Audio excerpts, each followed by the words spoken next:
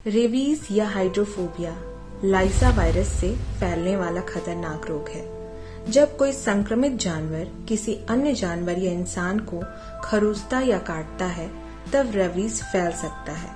मनुष्यों में रेबीज के अधिकतर मामले कुत्तों के काटने से होते हैं। इसके अलावा बिल्ली, सियार, भेड़िया और चमगादड़ भी इस वायरस के वाहक होते हैं। रेबीज के कारण विश्व भर में प्रति वर्ष लगभग 61,000 लोगों की मौत हो जाती है।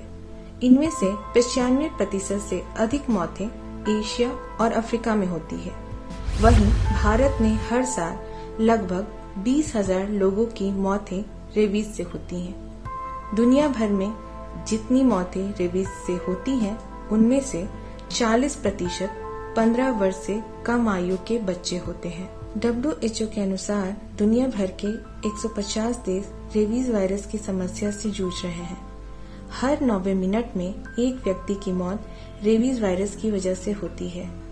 राहत की बात है कि रेबीज की रोकथाम के लिए रेबीज का टीका उपलब्ध है, जो सुरक्षित और प्रभावी है। पर रेबीज का संक्रमण फैलने से पहले एक निश्चित अवधि के भीतर इसे लेना होता है। एक अनुमान के मुताबिक रेबीज के टीके से प्रति वर्ष 2,50,000 से अधिक लोगों की जान बचाई जाती है। WHO का लक्ष्य दुनिया से वर्ष 2030 तक इस बीमारी को खत्म करना है। तो आइए रेबीज बीमारी से जुड़े सभी पहलुओं को जानने और समझने के लिए चलते हैं डॉक्टर विकास के पास। झारखंड विधानसभा टीवी के सभी दर्शकों का मैं हार्दिक स्वागत करता हूं। हेल्थ इज वेल्थ कार्यक्रम के इस अंक में आज का हमारा विषय है रेबीज।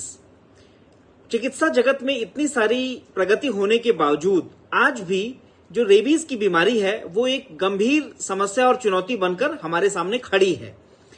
तो जो रेबीज है, प्रति वर्ष पूरी दुनिया में कम से कम 55,000 लोग इस बीमारी की वजह से मर जाते हैं और अगर भारत की बात करें तो कम से कम 20,000 लोग प्रति वर्ष इस बीमारी की वजह से मौत का शिकार होते हैं। तो ये एक बहुत ही बड़ा आंकड़ा है।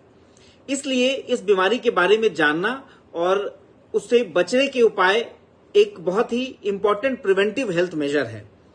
अब जो रेबीज है वो एक वायरल डिजीज है, यानी कि एक विषाणु से होता है और इस विषाणु का नाम है लिसा वायरस। लिसा वायरस का जो टाइप 1 है वो मुख्यतः रेबीज को करने का कारण पाया गया है। तो जो ये वायरस है ये बहुत सारे जानवरों में पाया जाता है और जिन जानवरों में ये जो वायरस पाया जाता है वो जानवर अगर हमको काट लेते हैं तो उनका जो सलाइवा यानी कि जो लार होता है उसके अंदर वायरस उपस्थित होता है। ये वायरस हमारे शरीर में घुस जाता है और ये फिर इस बीमारी को करता है। तो ये कौन कौन से जानवर हैं जिसमें रेबीज वायरस पाया जाता है? तो अगर हम भारत देश की बात करें तो डॉग्स यानी कुत्ता सबसे प्रमुख जानवर है जिसमें रेबीज वायरस पाया जाता है। वहीं अगर हम अमेरिका और कनाडा की बात करें तो चमगादड़ में ये ज्यादा पाया जाता है और चमगादड़ के बाइट से रेबीज होता है। इसके अलावा लोमड़ी, सियार, नेवला और भी कुछ वाइल्ड एनिमल्स हैं जिनमें रेबीज का वायरस पाया जाता है और इनके काटने से रेबीज की बीमारी हो सकती है। इसीलिए कोई भी वाइल्ड एनिमल का बाइट, किसी भी जंगली जानवर का काटना हमको सीरियसली लेना चाहिए क्योंकि उसमें रेबीज का वायरस हो सकता है। तो जो रेबीज का वायरस है, जैसा कि हम जानते हैं, सलाइवा के अंदर होता है और जिस जानवर के अंदर वो जो वायरस होता है, अगर वो जानवर मनुष्य को काटता है तो मनुष्य के अंदर रेबीज की बीमारी हो जाती है। तो अब एक रेबीज जानवर के बाइट के कितने दिन बाद रेबीज होगा, ये एक बहुत ही अपने आप में एक फैला हुआ समय अवधि है। मतलब कि जानवर की काटने के 1 से 3 महीने के बाद आमतौर पे उस व्यक्ति को रेबीज हो जाता है, लेकिन बहुत सारे केसेस में कई सालों तक रेबीज का जो वायरस है शरीर के अंदर एक निष्क्रिय अवस्था में पड़ा रहता है और फिर अचानक से एक्टिवेट होकर रेबीज कर सकता है। तो ये कहना बहुत मुश्किल है कि ये कितने दिन बाद, जानवर के कितने दिन के काटने के बाद रेबीज किसी को हो जाएगा। तो इसलिए ये हमको ध्यान रखने की बात है।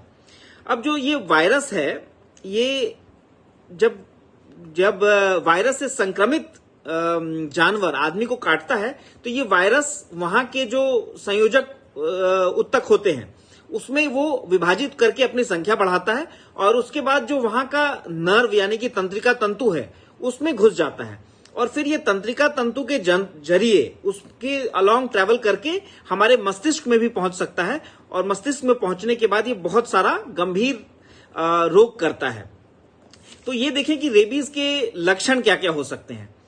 तो सबसे पहले इस बारे में जानने वाली बात यह है कि रेबीज एक 100% फेटल डिजीज है। कहने का मतलब है कि रेबीज हो जाने के बाद मौत लगभग सुनिश्चित है। पूरी दुनिया में अभी तक सिर्फ 3 केस ऐसे रेबीज के हुए हैं जिसमें रोगी की जान बच सकी है। तो ये कहना बिल्कुल अतिशयोक्ति नहीं होगी कि रेबीज 100% जानलेवा है। इसलिए इस बीमारी से प्रिवेंशन जो है वो बचाव है।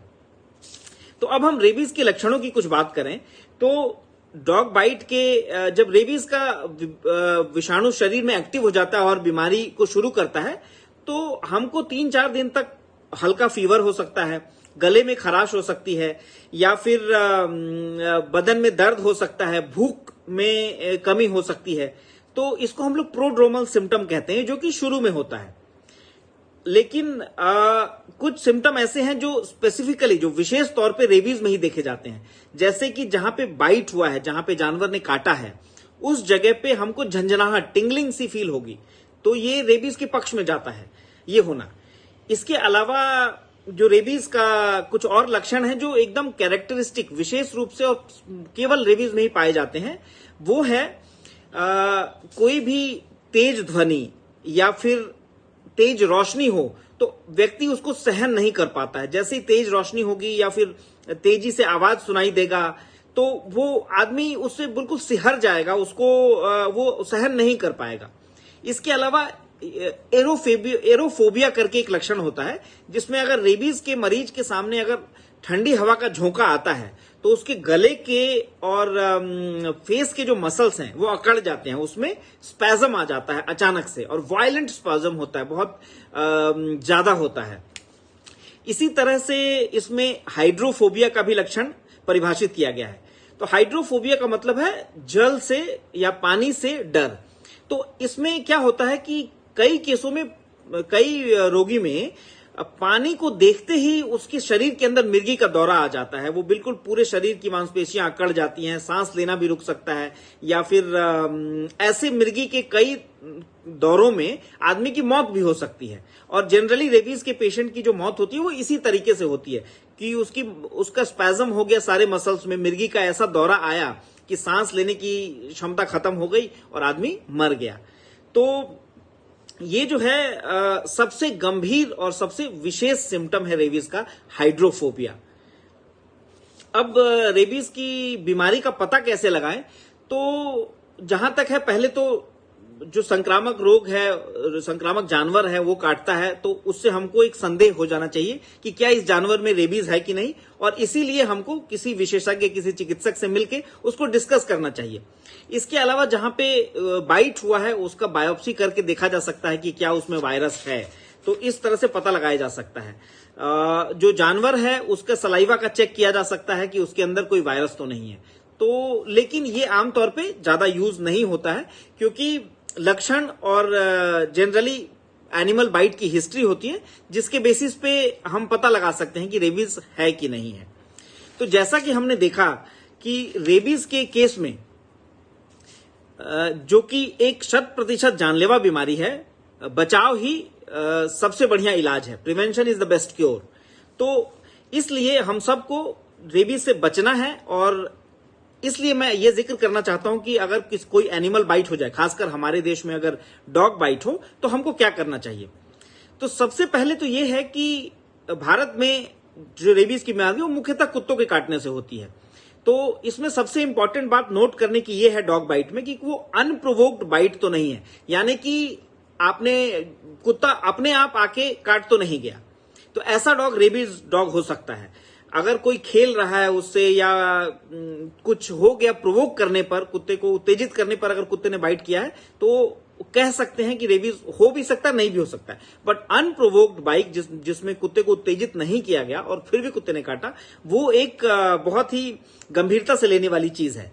इसके अलावा वैसे डॉग्स जो इम्यूनाइज नहीं है, जिनको एंटी रेबीज का वैक्सीन नहीं लगा है, या फिर ऐसे डॉग या जानवर जिनको हम ऑब्जर्व नहीं कर सकते, जिनको जैसे रोड का कोई कुत्ता है काट गया, अब हम उसको पता ही नहीं लगा सकते वो कहां चला गया, उसको देख नहीं सकते, तो ऐसे केसेस में हमको बहुत गंभीर हो जाने की जरूरत है और चिकित्सक से मिलके हमको ये सब चीज डिस्कस करके उसका इलाज लेना बहुत जरूरी है। तो जो डॉग बाइट है उसको कुछ कैटेगरी में डाला गया है ट्रीटमेंट को प्लान करने के लिए। तो उसमें कैटेगरी 1 है कि कोई भी जानवर जो है उसने हमारे शरीर के किसी हिस्से को लिक कर लिया, चाट लिया, लेकिन अगर हमारे चमड़ी, हमारी जो त्वचा अगर वहां पे सुरक्षित है, उसमें कोई कट नहीं है, हमारी स्किन इंटैक्ट है, जहां पे जानवर का सलाइवा या उसका लार लग गया है, तो हमको चिंता करने की जरूरत नहीं है। उसमें कोई बीमारी की भी कोई इलाज की भी जरूरत नहीं है। नॉर्मल सामान्य रूप से उसको अच्छे से साबुन से धो देने से वो ठीक हो जाएगा। अब एक कैटेगरी 2 बाइट होती है जिसमें कि जो एनिमल बाइट है वो एक स्क्रैच, थोड़ा सा छिल जाना या हल्का सा खरोच लग जाना, तो इसको हम कहते हैं कैटेगरी 2 बाइट। तो इसमें रेबीज वैक्सीन की जरूरत पड़ सकती है, इसीलिए चिकित्सक से जरूर मिलना चाहिए। इसके अलावा जो कैटेगरी 3 बाइट है, जिसमें स्किन के नीचे जो बाइट है, जो जानवर ने जो काटा है वो चमड़ी को भेद गया है और उसके नीचे की मांसपेशियां तक को प्रभावित कर दिया है, तो ऐसे केसेस में जो बाइट्स होते हैं उसको कैटेगरी 3 बाइट कहते हैं। और ये बाइट सबसे गंभीर होता है, और खासकर ये तब और गंभीर हो जाता है जब एनिमल बाइट फेस या फिर अपर एक्सट्रीमिटी हमारे हाथ में हो, तो वो और ज्यादा उसको गंभीरता से लेने की जरूरत है। तो ये जो तीनों कैटेगरी की बाइट है उसमें कैटेगरी 2 और कैटेगरी 3 में हमको एंटी रेबीज वैक्सीन, जिसको पोस्ट एक्सपोजर प्रोफाइलैक्सिस कहते हैं, वो हमको जरूर लेना चाहिए और इसके लिए हमको चिकित्सक के पास जाना चाहिए, चिकित्सक की सलाह से लेना चाहिए। अब जहां तक कुत्ते के काटने के बाद इमीडिएटली क्या करना है उसके बारे में मैं थोड़ा जिक्र करना चाहूंगा। ये इंपॉर्टेंट एक इलाज का अंग है। तो जब भी कोई एनिमल बाइट हुआ या डॉग बाइट हुआ, तो हमारा सबसे पहला काम है उसको रनिंग वाटर में, टैप वाटर में, नल के नीचे उसको साबुन और साफ पानी से उसको बहुत अच्छे तरीके से धोना है। कम से कम 15 मिनट धोना चाहिए और खूब पानी का इस्तेमाल करना चाहिए। इससे क्या होता है कि जो जानवर का जो लार वहां गिर गया, उस लार में लाखों वायरस रहते हैं, तो अगर हम उसको अच्छे से पानी और सोप से धो देंगे तो जो वायरस की जो मात्रा है जो शरीर में जाने वाली थी वो बहुत कम हो जाएगी, उससे सीवियरिटी कम हो जाएगी। तो कई केसेस में देखा गया कि कम से कम 80% अगर हम अच्छे से वॉश कर लेते हैं जहां पे जानवर ने काटा है, तो 80% जो वायरस की मात्रा है वो वहां पे खत्म हो जाती है, हमको नुकसान नहीं पहुंचाएगी। तो अच्छे से रनिंग वाटर और सोप के साथ धो लेने के बाद, अगर साबुन नहीं मिलता है वहां पे, तो रनिंग वाटर से ही, पानी से ही धो लेने से काम चलेगा। उसके बाद हमको पोविडीन, आयोडीन या बीटाडीन का जो सॉल्यूशन है उससे हम लोगों को उस वुंड को धोना चाहिए।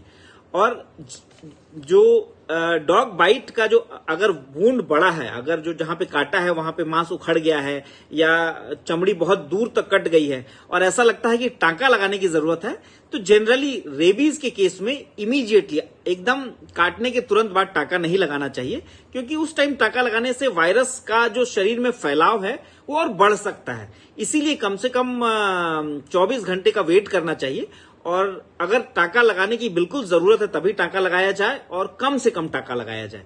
इस बात का ध्यान रखना है डॉग बाइट में। तो इससे ये बात हुई जब डॉग बाइट हो गया तो इमीडिएटली क्या करना चाहिए। अगर हम इन मेजर्स को कर लें तो बहुत ज्यादा चांस है कि वायरल लोड शरीर में कम हो जाएगा और बीमारी शायद नहीं होगी, गंभीरता से हम बच जाएंगे। लेकिन ज्यादातर केस में ये जो immediate cleaning and washing of the wound है वो हो नहीं पाता है, तो हमको पोस्ट एक्सपोजर प्रोफाइलैक्सिस लेना पड़ता है, यानी कि रेबीज का जो टीका होता है वो लेना होता है।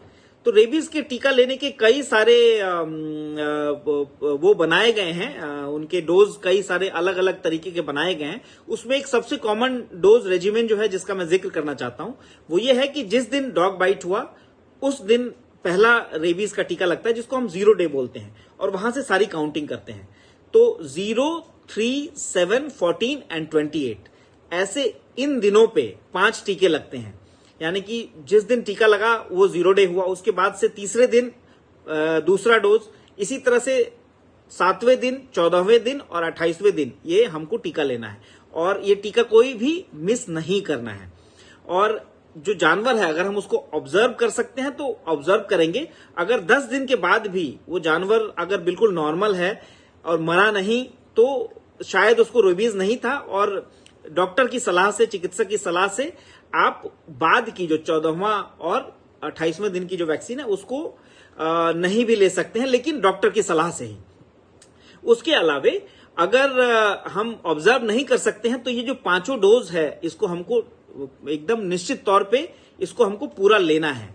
एक चीज ये ध्यान रखने की बात है कि जो रेबीज का जो मरीज है वो रेबीज को फैला सकता है। एक सैद्धांतिक तौर पे ये एक पॉसिबिलिटी, एक संभावना है। इसीलिए रेबीज की मरीज की अगर कोई देखभाल कर रहा है तो उसको पूरी तरह से प्रोटेक्टिव गियर पहनना चाहिए, यानी कि गॉगल्स, ग्लव्स और रेगुलर हैंड वॉशिंग, ये सारा उसको करना है। और क्योंकि रोगी के जो सलाइवा है या फिर उसका उल्टी है उसमें वायरस रेबीज का आ सकता है और वो दूसरे को ट्रांसमिट कर सकता है।